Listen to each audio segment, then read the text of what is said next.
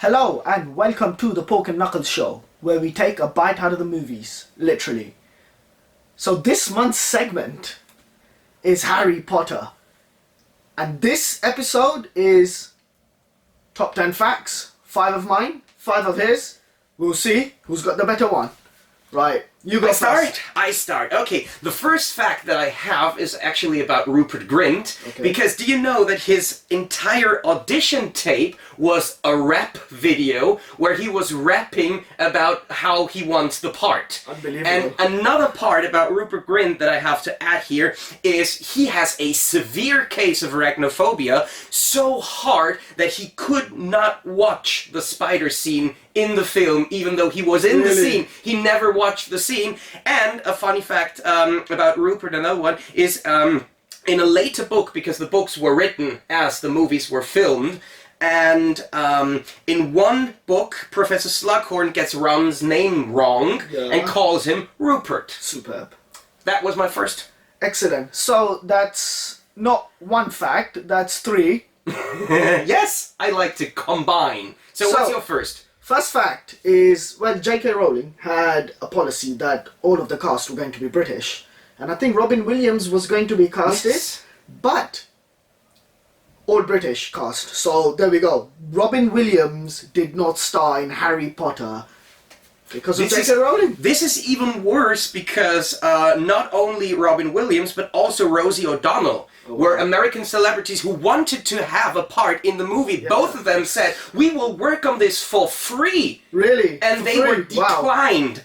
And speaking of my second fact is the America fact, actually, just like yours, because the first film was called Harry Potter and the Philosopher's Stone everywhere except in the US, where it was made the Sorcerer's Stone. And I have the idea that this was because they thought, no, this is not about philosophy, just like the film The Evil Dead was originally called The Book of the Dead, but the producers changed the title so that people don't think they have to read for 90 minutes in the cinema. And right now, even to this date, J.K. Rowling regrets changing this and even dubbing over lines in the first movie to have this made a custom to. And in the US, fans still ask her why the film isn't called The Philosopher's Stone. I think they wanted to name it School of Magic as well, and that idea was completely scrapped. Yeah, they're just for obvious reasons of sounding So stupid. my second fact. Michael Jackson wanted to make a Harry Potter musical, and J.K. Rowling said no. Let's just take this idea and not do it. Not happening, MJ. You're cool and you're a big celebrity, but yeah, no musical for Harry Potter. Interesting though. Well, I'm gonna get to The Cursed Child, but yeah, that was slightly a musical because I went there, I saw the show. Actually, it was the last show shown before coronavirus. Oh wow. And I went with my wife to be at that time, and we were the last, that was it. We were the last audiences of the show until it's been shut, until God knows when. Oh wow. So that was the second fact. Musical, Harry Potter did not happen. My next fact is my favorite numbers fact. I love numbers facts. And do you know that Harry's lightning bolt scar was applied by the makeup teams approximately 5,800 times during the production of all 8 movies, and 2,000 times to Daniel Radcliffe himself, the rest to stunt doubles, stand-ins, and so on. He went through 160 pairs of prop glasses. You stole my fact! You stole my fact! It's there! You stole my fact! Oh, and 61s. Yeah, I also had that here. Yeah. You're just like putting one fact into 3. Like, this is not on. According to my information, it's even 81s that Daniel Radcliffe broke because he used them as drumsticks in between shooting. Why not? If you're 12, 13, you played with 1. So this was my third fact. You stole it because your facts are not one fact. We're going to have a rule now. One fact, one line. So 160 glasses and 61s. That's the third fact. Oh, great. That was for sure. Daniel Radcliffe said that The Chamber of Secrets is his favorite book, but his own performance in The Half-Blood Prince is his least favorite of all his own performances. He called it hard to watch and not very good because he was struggling with alcohol at that time of filming. The film was released in 2009, which means that Daniel Radcliffe was around 20 years old when the film was released. Yeah. And he even says that in some scenes, watching himself, he can see that he was completely drunk. It's a depressing movie as well. Yeah. Okay, my fourth fact. Yeah. Dumbledore is an old English name for Bumblebee. And why do I remember? Why do I see Dumbledore now as a yellow car? Why? Because well, not yellow car. This is madness. But J.K. Rowling always imagined Dumbledore humming to himself, and this is where the connection Dumbledore and Bumblebee came. I thought that was quite cool, and you can now see that Dumbledore is kind of a bumblebee. He's just being around, just being everywhere, just like, it's Dumbledore. I bet he's always mumbling. He must always be mumbling. He's old, he must have seen a lot. How old was he? 900 years old? No, longer. Who knows? God. Who knows? He's lived through the ages. He lived through the 2000 lockdown. Yes. He started the calendar. That's it. Interesting fact. Yeah, if you don't have any good facts, just make up your own.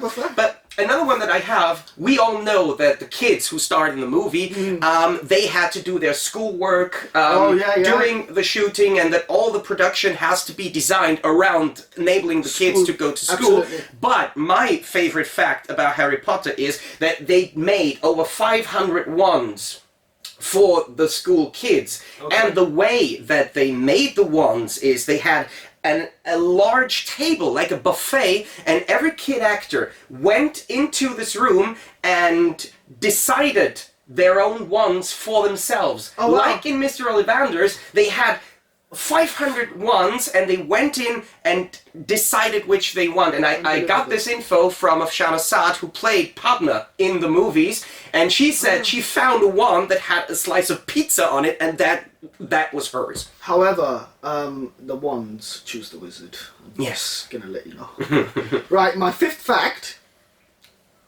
The motto of Hogwarts means never tickle a sleeping dragon. I thought that is so cool. Never tickle a sleeping dragon. Who would do that? One, who would do that? Two, why would you go that close to a dragon? And three, dragon's skin is so hard. Can they even feel the tickle? Like, when you tickle the dragon, how does the tickling work on a dragon? But yeah, there we go. 5 facts. That was it for today's show. I hope you enjoyed us. Please leave a like and a comment. Tell us your favorite Harry Potter facts, and most importantly, tell us who won this fact battle and who had the best. Do not forget to subscribe. Facts. Yes, to see more of our banter in the future. Let's call it banter. Or drivel. See you guys next week for the next episode. Take care.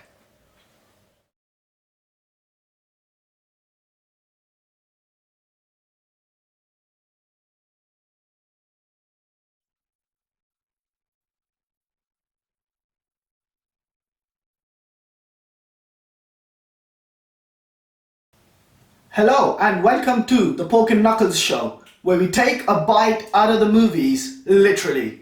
So in this month's segment, we are doing Harry Potter.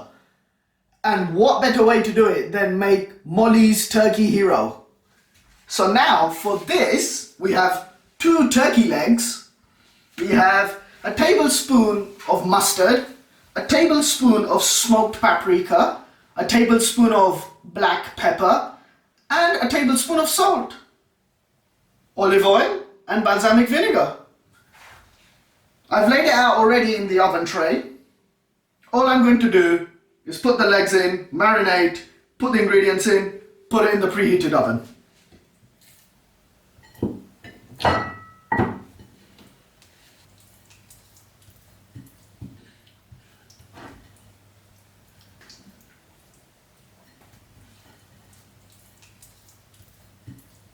Look at this marinated turkey. So now the turkey leg has been roasted in the oven. Let's have slow roasted. Oh yeah, this is it hot? It's not hot because we let it cool in the oven so that this can now be touched by hand, which is exactly what you're going to do, correct? Correct. Hand pick all of the turkey meat off the bone. Oh my God. Put it in a mix with cranberry sauce and mustard. Oh. And put the gravy in there. Mix the meat up, and then you'll have a sandwich.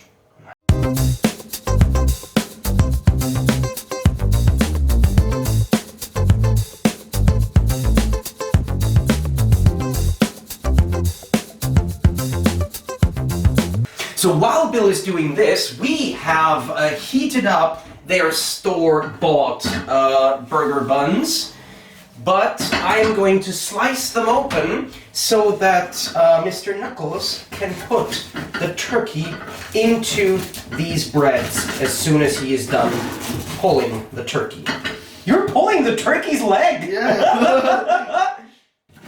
This is what dreams are made of. Oh my God.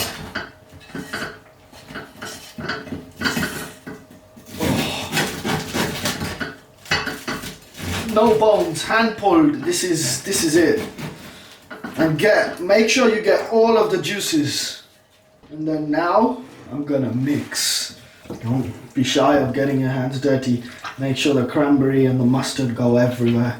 Are the buns ready? Yes! Slice them up here, please. I will give you the buns. Look at these.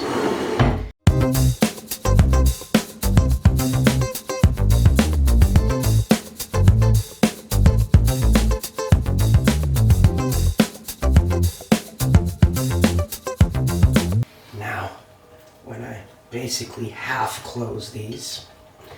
I can now show them what's what. This looks awesome.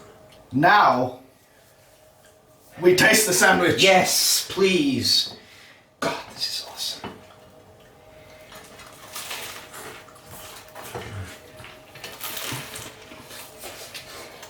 Mmm. Mmm. Mmm. Mmm. Mmm. This is amazing. Have a good week. We will see you next week. Please like, subscribe, and leave a comment below. And please definitely try this. Yeah. Definitely. Take care.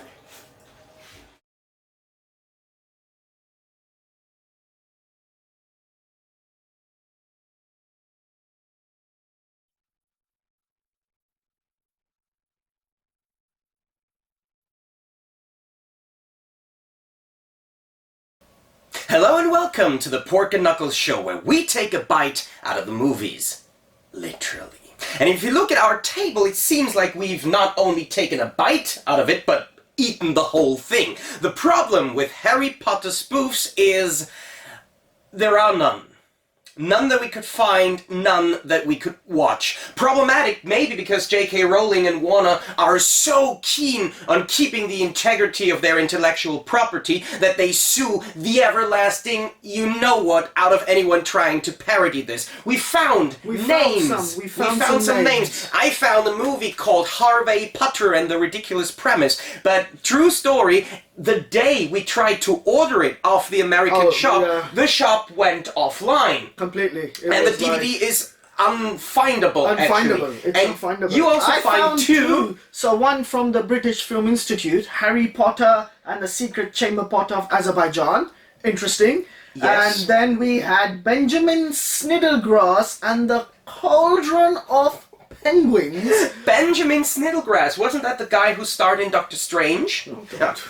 No, but the thing is, after we had Daniel the Wizard, we had Daniel Radcliffe as a wizard, so I thought if there is one Daniel the Wizard, there might be another one. Daniel Wizard. And this is the one chance in life where I thought I could make Mr. Knuckles watch the everlasting classic called Daniel the Wizard. Terrible movie. This is it. Terrible, terrible movie. I think currently it's ranked number 38 of the worst movies of all time list, the bottom 100 on the IMDb, which gives me the thought, there are 37 movies that are worse than this out there. I don't think there are. Yeah, this movie, the movie's not synchronized. I mean... Oh my god. At one point, the director was in the movie, interesting, and he tried to change the TV channel using a wand. Like, what are you doing? This was the only funny joke in the film. And then there was a random bloke walking in a snowed forest with a trumpet. I'm like, okay, interesting. Like, what? Why is there a tiger in the middle of the so-called him prepping for his musical videos? I don't know. It was in German. There was no. I didn't understand any of the dialogue. I just looked at the visuals and I was just like, what is the point of this? I mean, there's a program called I'm a Celebrity, Get Me Out of Here in England where C-list celebrities go to Australia and do random stunts for publicity. He was doing the same stunts. I'm just like, right. He was in that show. Oh, the movie contained clips from that show. Was it from? Oh. Yes, it was. And the first thing is a bit of a backstory for all you people lucky enough to never have seen this cover before.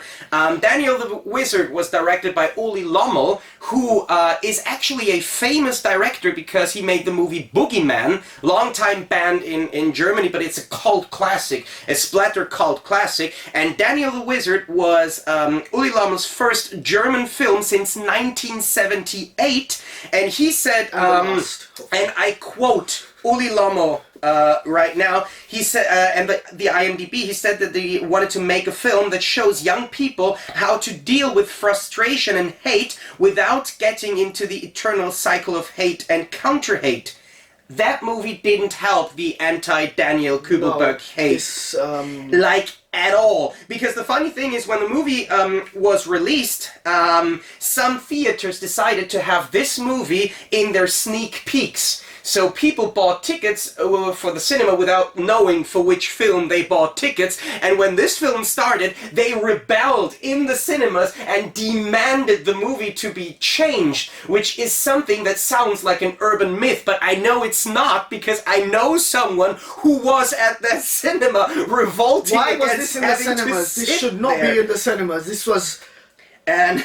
However, I have to say, the acting, to act this bad in itself is good, because this was terrible acting. It was a terrible movie, and to pull that off, I think there's some kind of acting skill you must have to pull this kind of stuff off. Well, because it was so bad. So bad. It was on a different level. It was mostly unscripted. Most of the scenes were filmed spontaneously, just like our conversation. I was not scripted, and I'm not going to put this in a movie released theatrically. But you know, why not? The two of us saying that this is the worst movie of all time means nothing. You know who else called this the worst movie ever made? Donald Trump.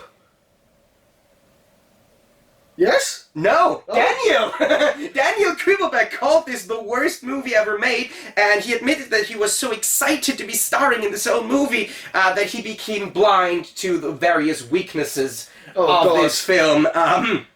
Which is amazing, but at least he has some self-reflection, and I gotta say, I have to say that this episode, as bad as this movie is, and seriously, I have seen this is a bad movie. Tons of bad movies. My trash collection is here in the shelf, and it's a collection of the worst movies ever made that we will watch from time to time for this channel.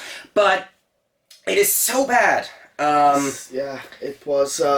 I call this the worst movie that I ever had to sit through. And I don't know if you have a worst movie of all time. Please let us know in the comments what was the most painful movie you've ever watched. Ever had to sit through. For me, it definitely is this, but still, I would like to end this video on a bit of a sad note, because I want to include this information, because this episode of the Pork and Knuckle Show is officially dedicated to Daniel Kübelberg, because he started his career as basically this clown on Germany's Got Talent, on I'm a Star, Get Me Out of Here, and he was this colorful persona. But then, in later life, he became a respected jazz musician, actually, and made some cool stuff until December 9th of 2018, when Daniel decided to end his life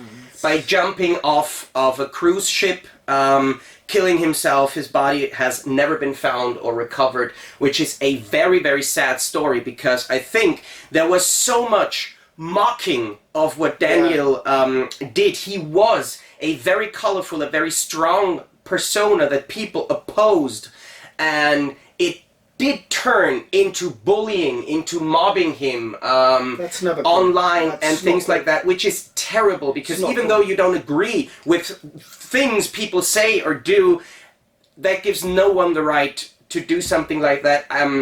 It's been completely unclear why he decided to take his own life, whether this was a part of it or not, but still, it's a very, very sad story, and I hope, even though this film was terrible, I really hope it would have turned out differently. But still, this episode is dedicated to Daniel, and with this, we're going to leave you for today. Say goodbye, and subscribe, like, and please leave a comment below. And we'll see you guys again on the next Pork and Knuckles show. Take care.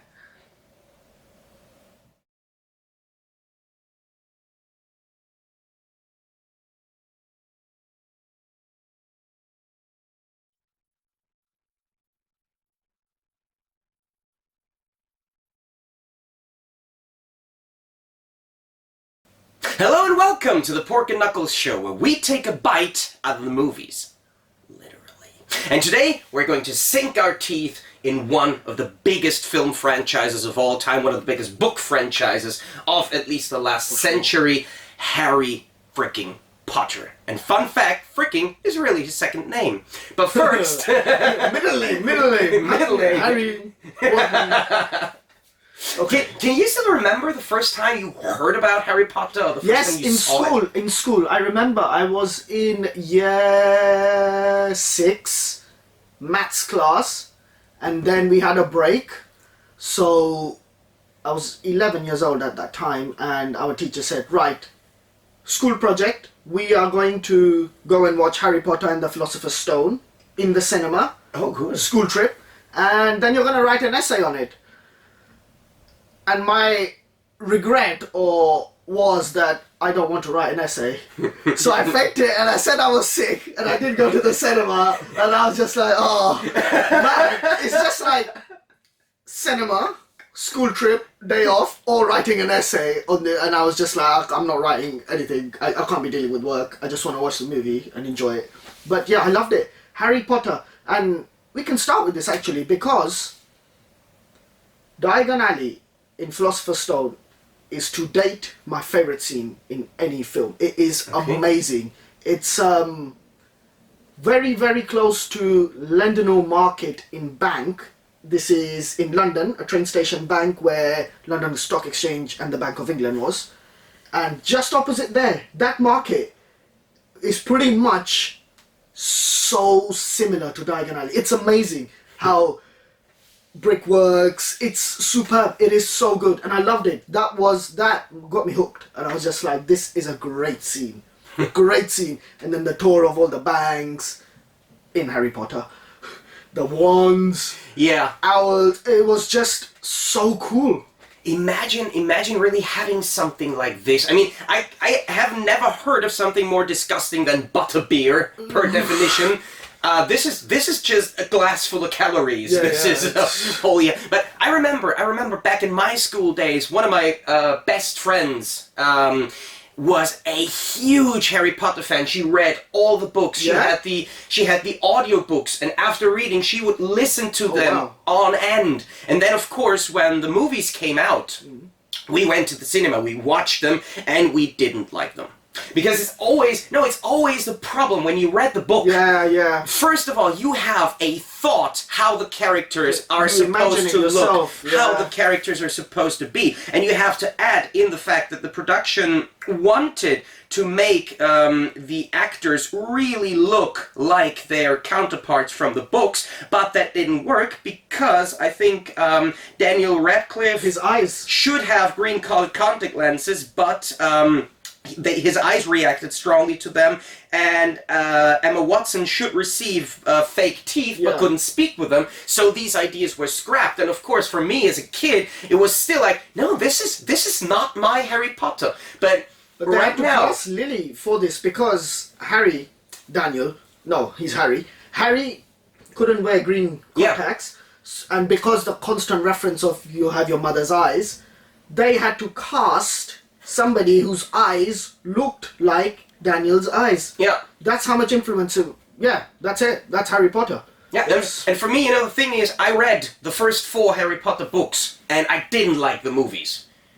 Apart from the third one, because I think Alfonso Cuarón is an amazing director, and he went so far to go above and beyond the book and made a great ride. But then, I hated the 4th one. The 4th one for me was the worst Harry Potter movie, because I sat in the cinema and I even thought the actors are not even looking in the same directions the special effects are on screen. This movie was broken, and then I hated the 7th one. I think it was the worst one.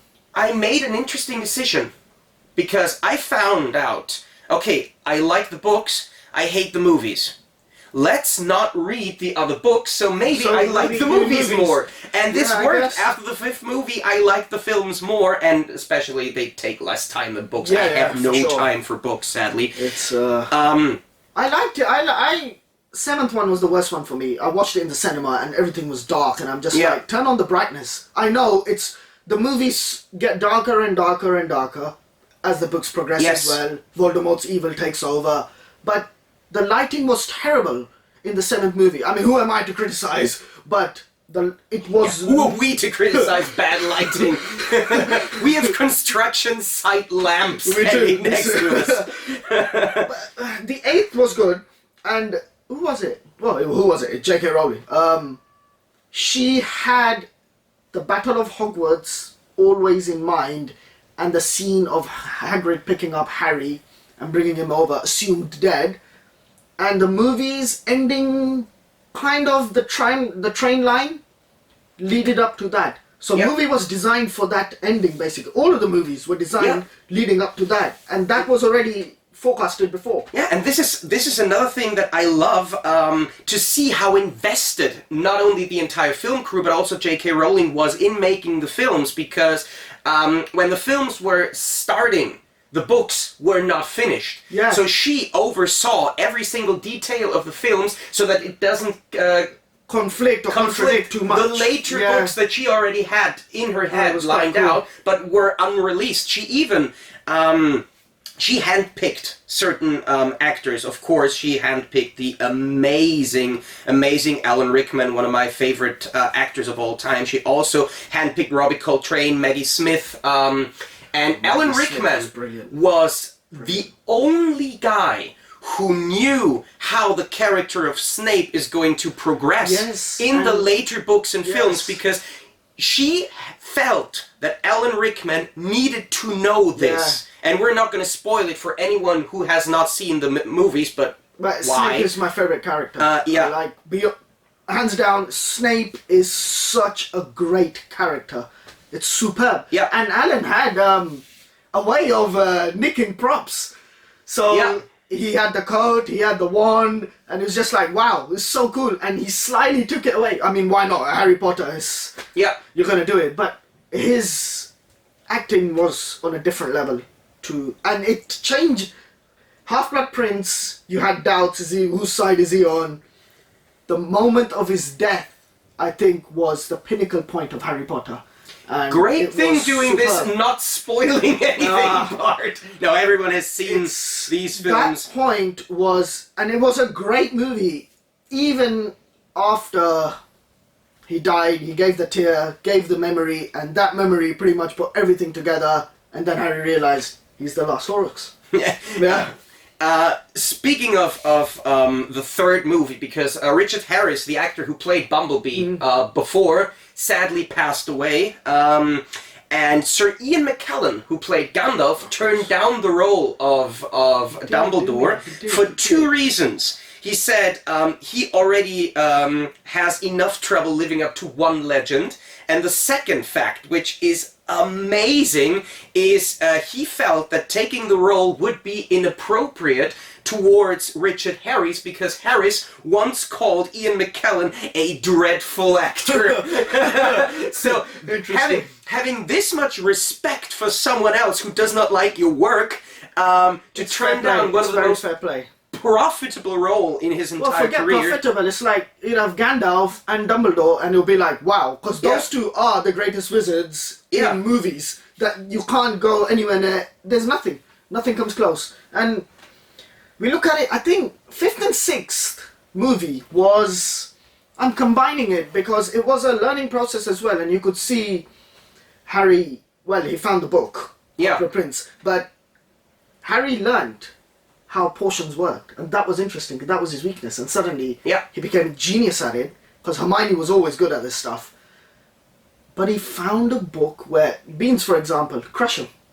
It's just genius, and it was interesting that they revealed Snape was the Half-Blood Prince right at the end of the movie. He's like, don't try and use my spells against me. And he was like, who? They have reveals. They have made great reveals. I love the great reveal at the end of Chamber of Secrets, for instance, with Tom Riddle.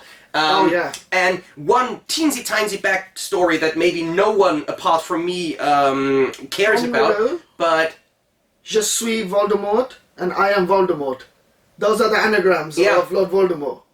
In 3 different. I think they had one in each different movie in a different way. Sorry, that's a random. No, because when we go to the age ratings of the movie, the first Harry Potter was rated 6+ in Germany originally, which I still find baffling. But then for the second movie, well, from the third movie on, they were all rated 12. But for the second movie, Warner Brothers had this brilliant idea of just cutting out 2 minutes of the movie to make it a rated 6 movie. So parts of the spider scene, parts of course, the finale were missing from the original theatrical cut in Germany, and also the first DVD releases of the film in Germany were cut. So people like me had to import the old DVD from Switzerland, because that at the time was the only way to see this movie in the uncut German version, and only when Blu-ray hit the market they released the film in its uncut form in Germany, which is rubbish, to say the least. Great description. Yeah, and speaking of the third movie, since this is always my go-back-to movie, I love Alfonso Cuarón. You remember him, of course, as director of movies such as Gravity, Y tu mamá también, Roma, and he has this self-inflicted thing that he does not curse in front of the kids on the set, but he still played tricks on them. And that was awesome. There was one scene, the sleeping bag scene. You remember it in the third movie? Where Daniel Radcliffe was sleeping in the sleeping bag, and Alfonso Cuarón hid a remote-controlled whoopee cushion in his sleeping bag and constantly started to make fart sounds. And Daniel had to stay in character while everyone else around him was laughing their asses off. This is superb. I think, which I love. Well, I like Sirius Black a lot. Of course. I love him. And, you know, the way he spoke out of fire was quite cool as well. And he's like, Harry. Always trying to look after Harry. Of course, Harry Potter is happy movie because of the ending, but it is a tragedy because Harry has no family. His only discovered family within the movies also becomes dead, sacrifices himself.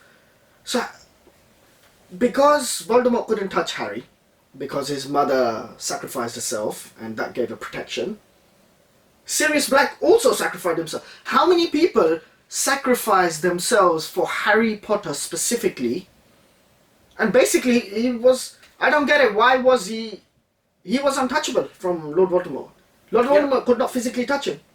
So, amazing. There's so many subplots to the movie. Well, the whole franchise, the whole phenomena. It's really cool. I really enjoyed it, and I would watch it. The way to watch Harry Potter is to 2 days binge, non-stop. This is what I did. You've got to do it. That's the only way. Yeah, and going back to the movies, because I originally said I didn't like the first movies when I first saw them in the cinema. I loved them this time around. The first movies, the first 3 actually, are brilliant masterpieces. Crafted by a genius of Chris Columbus, with amazing music, with amazing actors. I love Daniel Radcliffe as an magical. actor. I know but it's very magical. The feast in Hogwarts, it's a great. The visuals are brilliant. Only the 6th movie received an Oscar nomination for Best Cinematography, but I think the visuals in these movies are amazing, and I love Daniel Radcliffe to death. I love the fact that he is taking his Harry Potter fame and doing what he likes. If you go through Radcliffe's filmography right now, he made an amazing film called Horns, where he's basically the devil, and the last film he starred in... The last film he starred in is called Guns Akimbo, where he's taken into a sort of Running Man battle royale kind of death video game, where someone drugs him and then staples guns to his hands. And Daniel Radcliffe once said the scene in the script where he said he has to do Guns Akimbo was a scene on the toilet where he has to use his gun hands to fumble his wee-wee out. This is amazing. I love this guy. I love his sense of humor. We can go on and on and on. The last thing, because we said about the practical jokes that they pulled on each other. Daniel Radcliffe actually pulled a stunt on Robbie Coltrane during the filming of the first movie, because he just changed the language on Robbie Coltrane's phone to Turkish.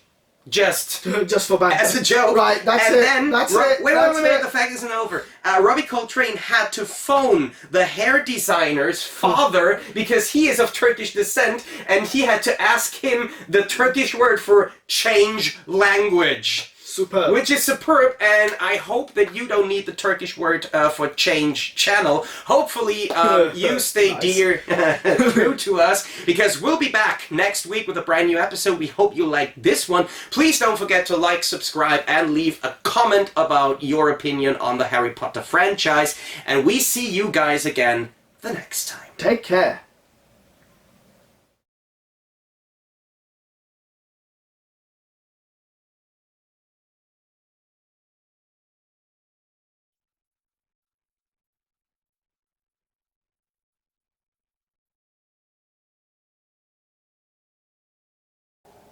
Hello and welcome to the Pork and Knuckle Show, where we take a bite out of the movie, literally.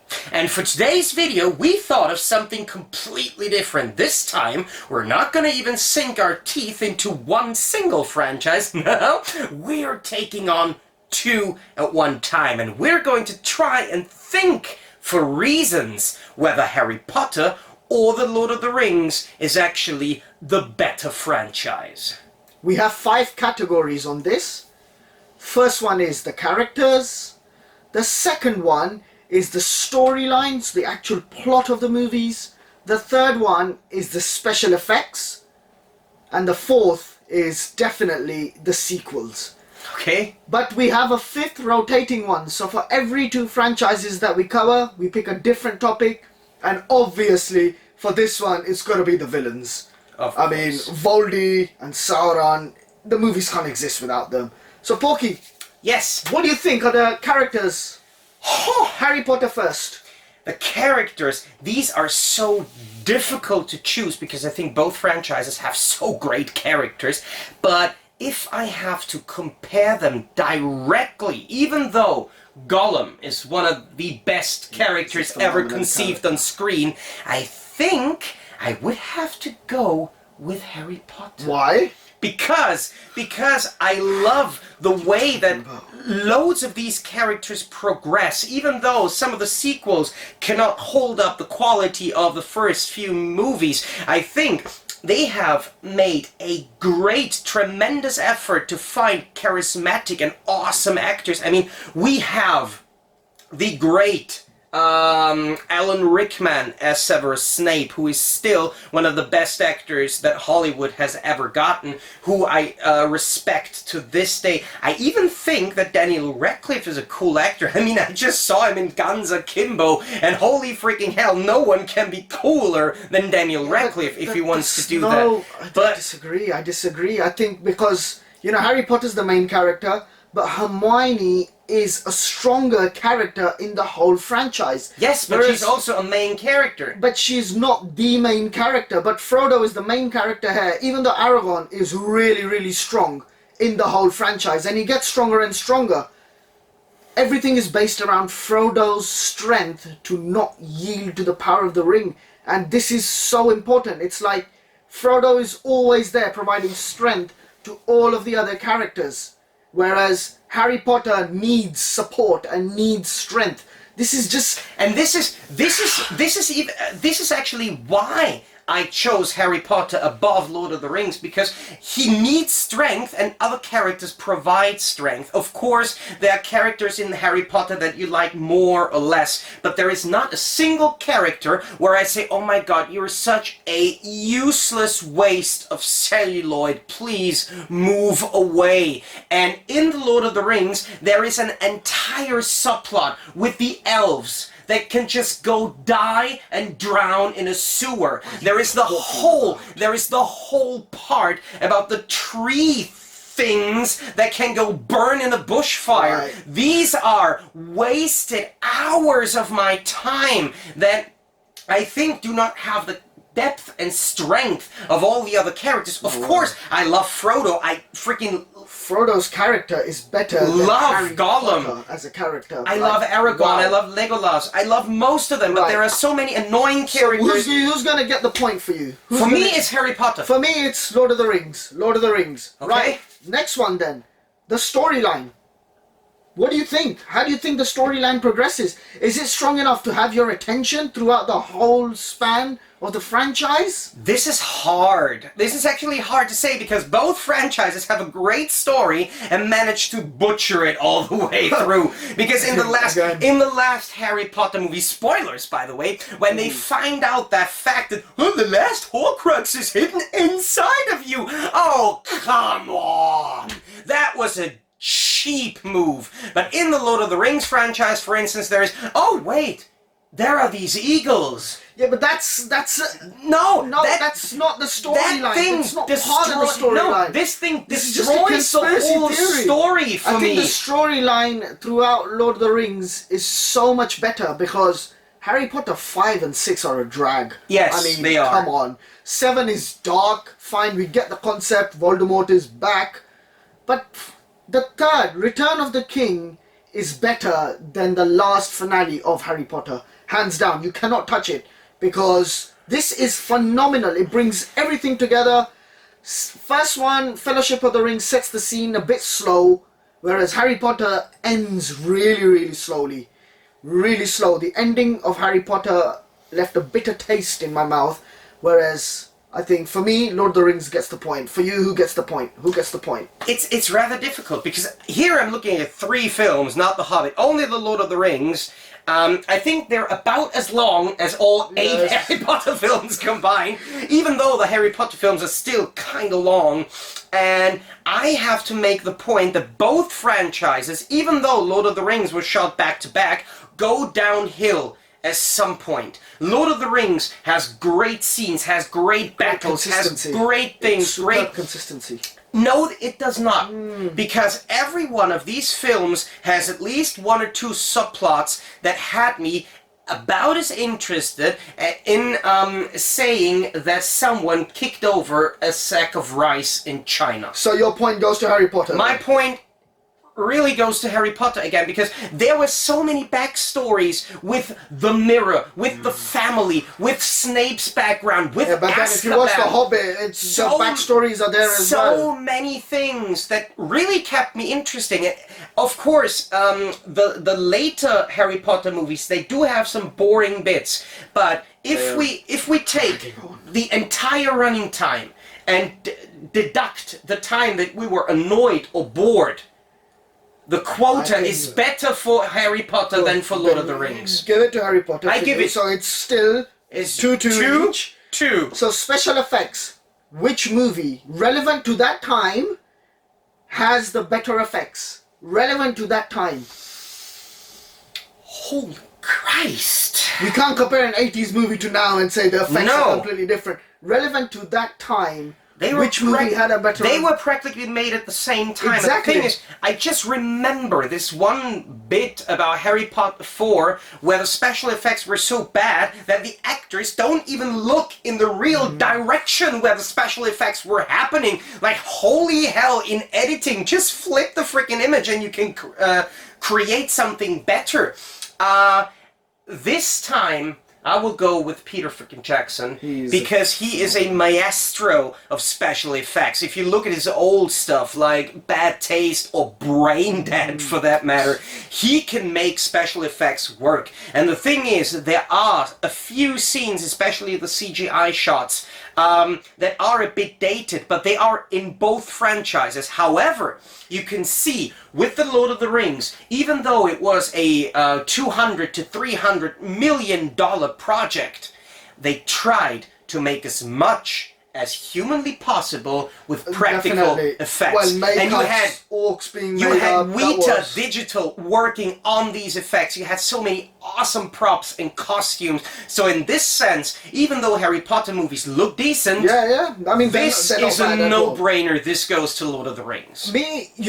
Lord of the Rings would take it, but the ending of Return of the King, well, just before the ending when they marched to the Black Gate, I thought those special effects were not cool. I think they were running out of money. Maybe. They were not good. And for that reason, because the ending of Harry Potter, the Battle of Hogwarts, is phenomenal with their special effects. And that is why Harry Potter gets the point for me. Really? Harry Potter gets the point. Okay, so it's 2-1 for both. Sequels now. Right.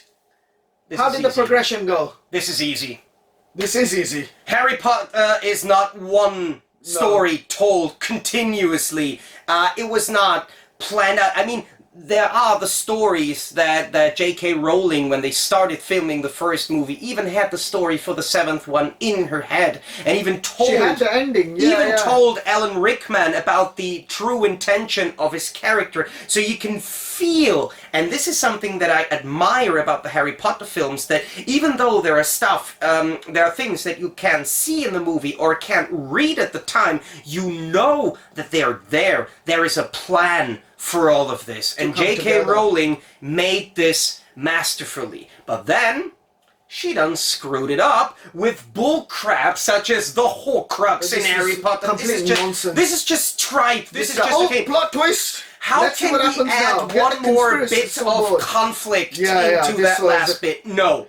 Trying a desperate attempt to have a plot twist. I think that's it. Lord of the Rings had a very consistent story. Yes. You knew what you were aiming for and how it was being built up. And for this reason, my point goes to Lord of the Rings. Where does your point go? Mine too. Right, Lord of the Rings. Lord of the Rings. Lord of the Rings. So, this is last one. The first comparison video that we're doing, and it's a draw.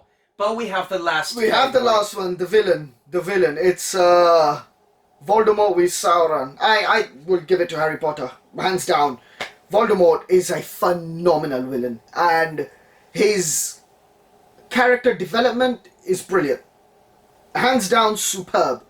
How he comes back to life, how he creates a body form. Sauron, I thought they should have made him stronger, but they didn't. Not bring him back to life, because that's not the point. It's the evil eye, but maybe have more of an influence. This is, I think, Voldemort had a massive influence at the end. The villain got weaker and weaker. But the good people did not get stronger. This was the point. The villain got weaker, the good did not get stronger. Whereas Harry Potter got really, really weak in the end. And Voldemort got stronger and stronger until there was a plot twist. This is one of the hardest things I ever had to decide, because the thing is, we cannot only look at the one villain, you also have to take into account the minions that this villain has. Sure. And if you have a villain such as Saruman, played by the immensely awesome Christopher Lee, then this is hard to decide against him. However, I will do so. I will do so because even though the orcs and Uruk-hai and Saruman are such great characters, I think that while Sauron is described as this godlike beast, he doesn't have a lot of personality in the movies. He's just the all-inherent evil, the all-seeing eye, literally. And they didn't make his being presence stronger. And there is a bit of backstory, but I think that what J.K. Rowling with Harry Potter did very, very nicely is to give the villain a very dramatic, very human, very relative backstory. Absolutely. With Tom Riddle. And I still remember to this day the finale of Harry Potter 2, which was incredible. Right. And then you have Voldemort being played by Ralph Fiennes, a very Fiennes actor, and it was just an amazing character, an amazing performance. And even though Sauron is also a great villain, this has to go to Voldemort. It's gotta go to Voldemort, and I think this is it. And on that, this is it. Harry Potter. So we have decided. Harry Potter. It's 2 against 3 for both of us. And Harry Potter wins. Harry Potter wins. All right. That was unexpected. Well, what do you think about the 2 franchises? Please drop a comment in the comment section below. Tell us which one of these franchises, for whatever reasons, you would prefer. Tell us that we are both idiots. We have heard that before. But most importantly, if you want to see us rambling some more about other franchises, please hit that subscribe button, hit that bell, to make sure you're notified whenever we put up more videos just like this. Tell us your opinion in the comment section below. And most importantly, we'll see you guys again on the next Pork and Knuckles show. Take care.